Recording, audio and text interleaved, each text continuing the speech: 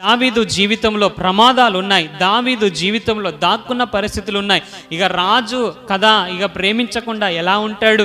అన్నీ ఉన్నాక ఎందుకు ప్రేమించాడండి దేవుణ్ణి అని చాలామంది అంటారేమో.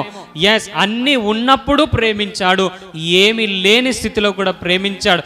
మనము దావీదు గతాన్ని ఆలోచన చేసినట్లయితే ఎన్నిక లేని స్థితిలో దేవుని ప్రేమించాడు. రాజుగా కూర్చుండబెట్టినప్పుడు ప్రేమించాడు. రాజు అయిన తర్వాత కూడా తన జీవితంలో శ్రమలు, కరువులు, దుఃఖాలు, ప్రమాదాలు, పారిపోయినటువంటి పరిస్థితి దావీదు జీవితంలో ఉన్నది. సొంత కుమారుడే తరిమినటువంటి పరిస్థితి, సొంత మామ తరిమినటువంటి పరిస్థితి అయినప్పటికీ కూడా అరణ్యములో పారిపోయినటువంటి స్థితిలో దేవుని ప్రేమించాడు. దాక్కున్న పరిస్థితులలో ప్రేమించాడు. మరణాపాయ పరిస్థితులలో దేవుని ప్రేమించాడు. దేవుని మాటకు లోబడ్డాడు. దేవుణ్ణి స్తుతించే విషయంలో వెనుకడుగు వేయలేదు. కాంప్రమైజ్ అనేటటువంటిది లేదు దేవుని ప్రేమించే విషయంలో దావీదు జీవితంలో. ప్రియ దేవుని బిడ్డలారా, ఈరోజు నా ప్రశ్న ఏమిటంటే, దేవుడు నిన్ను ప్రేమించినట్టు నీవు దేవుణ్ణి ప్రేమిస్తున్నావా?